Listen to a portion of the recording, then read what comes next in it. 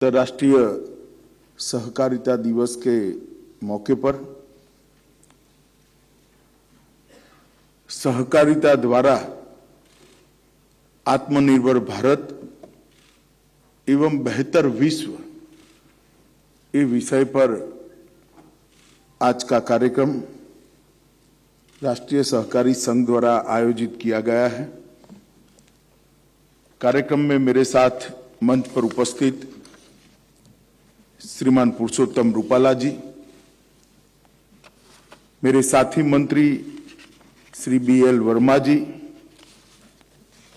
हम सब जिनको सहकारिता क्षेत्र के बहुत अच्छे कार्यकर्ता और विद्वान के नाते जानते हैं, ऐसे सुरेश प्रभु जी, भारतीय राष्ट्रीय सहकारी संघ के दिलीप संघाणी जी, डॉक्टर चंद्रपाल सिंह जी, डॉक्टर विजेंद्र सिंह जी, सहकारिता विभाग के सचिव श्री ज्ञानेश कुमार जी, डॉक्टर सुधीर महाजन जी, श्रीमान राव श्री सुनील कुमार सिंह और आज देश भर के अलग अलग क्षेत्र से आए हुए सहकारिता आंदोलन से जुड़े हुए सभी भाइयों बहनों को मेरा नमस्कार। आज हम 100वें सहकारिता दिन के उपलक्ष्य में यहां पर एकत्रित आए हैं। वैसे थोड़ा लेट है, मगर निमित्त तो 100वें सहकारिता दिन के उपलक्ष्य में ही हम एकत्रित आए हैं। मित्रों, हमारे यहां परंपरा से कोई भी बच्चा जब आशीर्वाद मांगता है तो उसको हम अलग अलग भाषा में, देश की कई भाषाओं में अलग अलग तरीके से कहते हैं, तेरा आयुष्य 100 साल का हो। तो व्यक्ति के लिए महत्तम आयुष्य की कल्पना शत शरद की गई है। संस्था 100 साल की हो जाती है तो ये भी बड़ी उपलब्धि मानते हैं, मगर कई संस्थाएं ऐसी होती है कि जो 100 साल की हो जाती है और फिर भी रिलेवेंट रहती है, अपना अपना योगदान करती हैं। मगर एक विचार और एक विचारधारा के लिए 100 साल ये युवा अवस्था होती है, ये हमें याद रखना चाहिए। आज 100 साल के बाद हम सहकारिता दिन मना रहे हैं, तब हमने ये बात याद रखनी चाहिए कि 100 साल में हमने काफी अच्छा किया है। आने वाले 100 साल में बहुत बेहतर करने के संकल्प के साथ आज यहां से आगे बढ़े।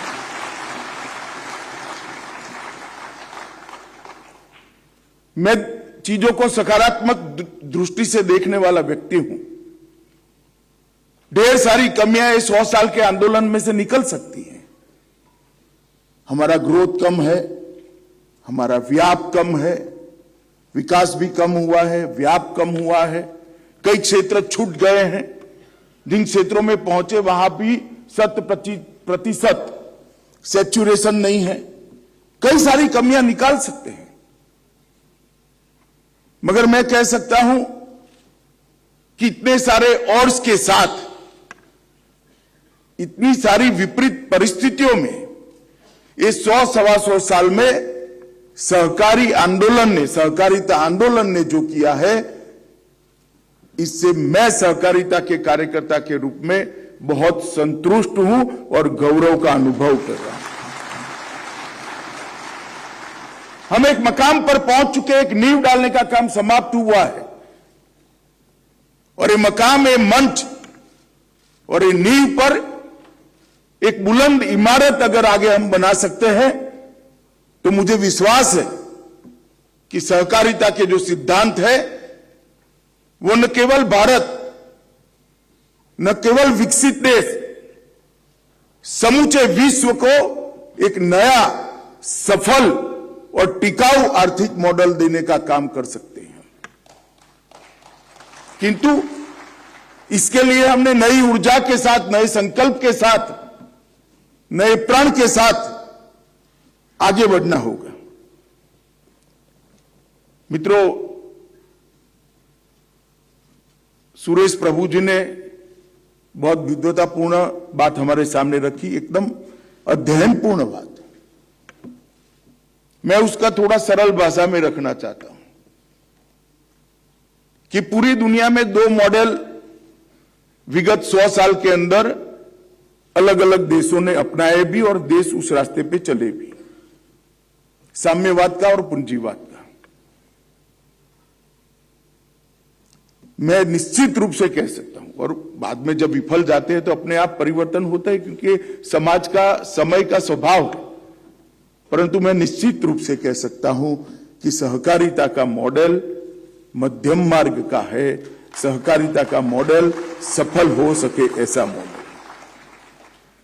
मैं इस पर बाद में डिटेल में बात करूंगा, परंतु अंतर्राष्ट्रीय सहकारिता दिन के दिन हम सभी सहकारिता क्षेत्र में काम करने वाले लोगों के लिए आज के दिन अंतर्राष्ट्रीय सहयोग के बारे में जागरूकता बढ़ाने का दिन है। वैश्विक समस्याओं के समाधान के लिए सहकारिता के मॉडल को आधुनिक समय के अनुरूप बनाकर विश्व के सामने प्रस्तुत करने के संकल्प का दिन है। सहयोग और योगदान को सहकारिता के माध्यम से चैनलाइज कर देश और दुनिया की कई सारी समस्याओं के समाधान का रास्ता निकालने का दिन है और अनेक समुदायों के बीच में स्वयं सहायता, पारस्परिक सहायता, समानता, आर्थिक स्वतंत्रता और सह समृद्धि का रास्ता दिखाने का और वो रास्ते को प्रशस्त करने का संकल्प लेने का ये दिन है। 1923 से सहकारी समितियां सहकारी दिन को मनाती हैं, मगर मैं भारत के सहकारी क्षेत्र से, सहकारी आंदोलन से, सहकारिता आंदोलन से जुड़े हुए सभी भाइयों बहनों को कहने आया हूं कि आजादी का अमृत महोत्सव हम मना रहे हैं। आज हमने संकल्प लेना है कि आजादी का जब शताब्दी मनाया जाएगा तब वो भारत के सहकारिता की पीक वाला वर्ष होगा, आजादी का जब शताब्दी। हर क्षेत्र के अंदर मोदी जी ने जो हमारे सामने कल्पना रखी है आत्मनिर्भर भारत की, उसको चरितार्थ करने के लिए सहकारिता आगे बढ़ेगी। और ये अगर करना है तो हमें सामूहिक लक्ष्यों को प्राप्त करने के लिए दूसरे के साथ चीजों को साझा करने का व्यवहार और सहयोग का अप्रोच डेवलप करना पड़ेगा। अगर हमने ये करना है तो ये जो मैंने आगे दो आर्थिक मॉडल कहे, वो आर्थिक मॉडलों के कारण जो असंतुलन, क्योंकि दोनों एक्सट्रीम है, पूंजीवाद भी एक्सट्रीम है और साम्यवाद भी एक्सट्रीम है, इसके कारण असंतुलित विकास हुआ है, विशेषकर व्यक्तियों के जीवन में, व्यक्तियों के बारे में। ये असंतुलित विकास को अगर सर्वस्पर्शीय सर्वसमावेशी विचार में बदलना है तो सहकारिता के मॉडल को हमने लोकप्रिय कराना होगा और सहकारिता के द्वारा ही आत्मनिर्भर भारत और बेहतर विश्व का निर्माण हो सकता है। इस संकल्प को हम आत्मसात कर आगे बढ़ना होगा। आज पीछे मुड़कर देखते हैं तो 125 साल के आंदोलन में दुनिया भर में सहकारिता ने अपना एक स्थान बनाया है। ये पूरे ग्रह पर 12% से ज्यादा आबादी, 30 लाख से ज्यादा सहकारी समितियों के साथ जुड़ी है। ये कोई कम आंकड़ा नहीं है। मैंने पहले भी कहा, इतनी सारी कठिनाइयों के बावजूद, इतने सारे ऑड्स के बावजूद विश्व की 12% आबादी 30 लाख समितियों के माध्यम से सहकारिता से जुड़ी है और संयुक्त वैश्विक सहकारी अर्थव्यवस्था की बात करें तो फ्रांस की अर्थव्यवस्था से वो बड़ी है। मैं इसलिए बताना चाहता हूं कि बहुत सारे लोगों में एक गलत धारणा है कि सहकारिता आंदोलन विफल हो गया है। जर्मनी के बाद इस संयुक्त वैश्विक सहकारी अर्थव्यवस्था विश्व की 5वीं सबसे बड़ी आर्थिक इकाई है। यह हमें मालूम होना चाहिए। ये बहुत बड़ा अचीवमेंट है सहकारिता क्षेत्र का विश्व भर के अंदर।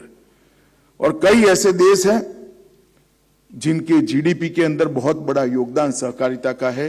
न्यूजीलैंड के जीडीपी में 20%, नीदरलैंड के जीडीपी में 18%, फ्रांस के जीडीपी में 18%, फिनलैंड के जीडीपी में 14%। ये बहुत बड़ा योगदान है मित्रों।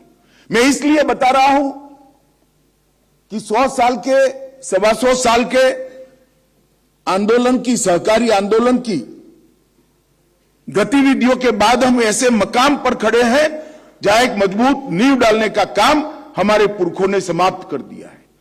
वो नींव पर एक मजबूत इमारत बनाने का काम हमें और हमारी आने वाली पीढ़ियों ने आगे बढ़ाना है। ये विचार को एक लंबा आयुष्य देकर, ये विचार को आधुनिक समय के अनुरूप बनाकर, ये विचार को टेक्नोलॉजी के साथ जोड़कर, ये विचार को प्रोफेशनलिज्म के साथ जोड़कर और 100 साल तक आगे ले जाने का काम करना है। और ये जिम्मेदारी हम सभी के जिम्मे है। और मित्रों, मैं निश्चित रूप से मानता हूं कि 300 सहकारी समितियां ऐसी है विश्व के अंदर जो बहुत बड़ी समितियों में आती है, जिसमें यूएसए में 75 है, फ्रांस में 35, जर्मनी में 31, जापान में 26, भारत की भी 3 कंपनी आती है, इफको, अमूल और क्रिप्को। तीनों समितियां इसमें अपना स्थान रखती हैं। और जब सहकारी समितियों की बात होती है, विशेषकर मैं भारत की बात करता हूं क्योंकि हमने सहकारिता के प्राण क्षेत्र को बचाकर रखा है। विश्व में कई जगह सहकारी समितियां अलग अलग प्रकार के विशिष्ट बेनिफिट प्राप्त करने के लिए बनी है। मॉडल तो सहकारी है, कानून की दृष्टि है वो सहकारिता को अनुपालना करते हैं, परंतु मुनाफा के डिस्ट्रीब्यूशन में शायद वो कोऑपरेटिव के स्पिरिट को नहीं पालन करते हैं। मगर जब मैं अमूल, क्रिप्को और इफको की बात करता हूं तब पूरा का पूरा मुनाफा सीधा किसान के बैंक अकाउंट में जमा करने का काम ये हमारी सहकारी समिति है। इसलिए हमने इसको आधार बनाकर सहकारिता आंदोलन को आगे ले जाना पड़ेगा। सहकारिता आंदोलन का मूल देखें तो कोई ऐसे इसका बहुत बड़ा डॉक्यूमेंट किया गया इतिहास नहीं है। ऐसा कहते हैं कि स्कॉटलैंड के अंदर शुरुआत हुई थी। अब ढूंढना भी बहुत दिक्कत वाली बात है, परंतु मैं निश्चित रूप से मानता हूं कि संविधान शायद उस वक्त ना बना हो, उसकी कानूनी मान्यता ना आई हो, परंतु सहकारिता शुरुआत से भारतीय संस्कृति का प्राण रही है। वो विचार भारत का विचार, हमारी संस्कृति का प्राण तत्व ही सहकारिता है। और भारत ने पूरी दुनिया को सहकारिता को आगे बढ़ाने का, सहकारिता के विचार को देने का काम किया है। हमारे यहां भी लगभग 125 साल पुराना सहकारिता का इतिहास है। मित्रों, 30 लाख सहकारी समितियां दुनिया में और कई सारे देश उसमें से अपने जीडीपी का बहुत बड़ा हिस्सा प्राप्त करते। भारत में भी 8,55,000 सहकारी समितियां बनी और भारत की लगभग 12 करोड़ की आबादी सीधी इससे आर्थिक जीवन यापन कर पाए। इस प्रकार से हमने ये मॉडल को खड़ा किया है। देश के 51% गांव में कोई न कोई सहकारी समिति आज अस्तित्व बना रही। 51% गांव। जरूरत है कि कोई भी कानून हो, कोई भी विचार हो, कोई भी एक्ट हो, अगर 50 साल के बाद इस पर पुनर्विचार नहीं होता है तो वो कालबाह्य हो जाता है, क्योंकि समाज बदलता है, इसके अनुरूप कानूनों को भी बदलना पड़ता है। समाज बढ़ता है, बदलता है, इसके अनुरूप हमने हमारी व्यवस्थाओं को भी बदलना पड़ता है। मगर समय समय पर सहकारिता आंदोलन में बदलाव का जो विचार होना चाहिए वो नहीं हुआ। इसका मूल कारण था कि सहकारिता मंत्रालय का कोई अस्तित्व ही नहीं था। एक जॉइंट सेक्रेटरी पूरे देश भर के इतने विराट सहकारिता आंदोलन को देख रहे थे। मैं तो बधाई देना चाहता हूं नरेंद्र भाई को कि 75वें आजादी के वर्ष में उन्होंने सहकारिता मंत्रालय को अलग बनाकर भारत के सहकारिता आंदोलन को नया जीवन देने का काम किया है, इसके अंदर प्राण पूरने का काम किया है। और मित्रों, आज मेरे लिए तो विशेष गौरव का विषय है, क्योंकि सबसे पहला सहकारिता मंत्री बनने का सौभाग्य मुझे मिला है। सहकारिता आंदोलन से मैं लगभग 21 साल से आयु से जुड़ा हूं, आज भी जुड़ा हूं। रूपाला जी ने एक ताना हम सबके लिए लगाया कि वे हम सहकारिता की बात तो करते हैं, नेता तो बनते हैं, मगर सहकारिता में कंट्रीब्यूट क्या करते हैं। रूपाला साहब, कितनी भी व्यस्तता हो, आज भी मैं मेरे पैक्स की एजीएम में निश्चित रूप से उपस्थित रहता हूं।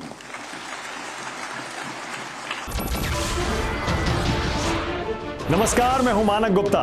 अगर आपको हमारा ये वीडियो पसंद आया हो तो इसे लाइक और शेयर जरूर करें, और हाँ, हमें सब्सक्राइब और फॉलो करना ना भूलें, ताकि आप देश और दुनिया की कोई खबर मिस ना करें।